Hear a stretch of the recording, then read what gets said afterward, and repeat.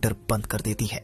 अगले दिन विना अपनी सहेली लोरा के साथ बातें कर रही होती है, तभी उनके पास गांव की लड़की बेथ आ जाती है।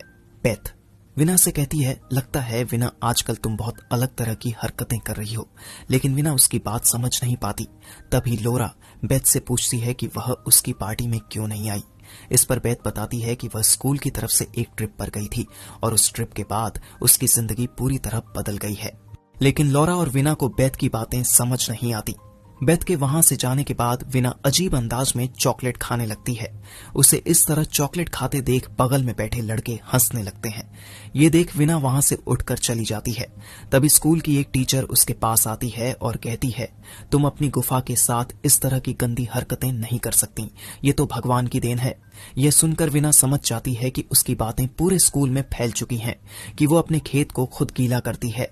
शर्मिंदगी में डूबी विना अपने गुनाहों की माफी मांगने के लिए फादर मफरी के पास जाती है और उन्हें अपनी गुफा में उंगली करने वाली आदत के बारे में बता देती है।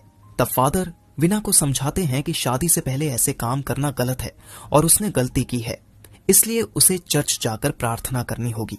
विना उनकी बात मान लेती है और चर्च में जाकर अपने गुनाहों की माफी मांगती है। वहां बैठकर वह सोचती है कि उसका मन बार बार बेकार की हरकतों की तरफ जा रहा है, इसलिए उसने तय किया कि स्कूल की ट्रिप पर जाकर अपना दिमाग शांत करेगी और भगवान के बारे में और ज्यादा जानेगी। विना ऐसा ही करती है और ट्रिप पर निकल पड़ती है। इस ट्रिप में लोरा भी जाती है, लेकिन उसका मकसद अलग होता है। लोरा भगवान को जानने नहीं बल्कि स्कूल के ही एक लड़के को पटाने के लिए ट्रिप पर शामिल होती है।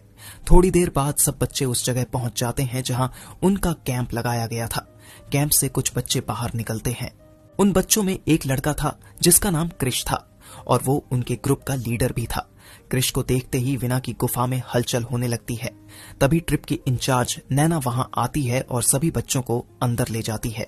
नैना विना से उसका फोन मांगती है क्योंकि इस ट्रिप पर मोबाइल ले जाना मना था, ताकि सबका ध्यान पूरी तरह ट्रिप पर ही रहे। लेकिन विना झूठ बोल देती है कि उसके पास फोन नहीं है और वो अपना मोबाइल छिपा लेती है। इसके बाद सारे बच्चों को एक बड़े हॉल में बैठाया जाता है जहां फादर मर्फी सबको अलग अलग ग्रुप में बांट देते हैं। किस्मत से विना क्रिश वाले ग्रुप में आ जाती है, जिससे उसके मन में खुशी की लहर दौड़ जाती है। फिर फादर मर्फी बच्चों से कहते हैं, तुम सब यहाँ आए हो, ये पहले से भगवान की इच्छा थी। अब तुम 4 दिन तक यहाँ रहकर अपनी जिंदगी को और अच्छे से समझो, क्योंकि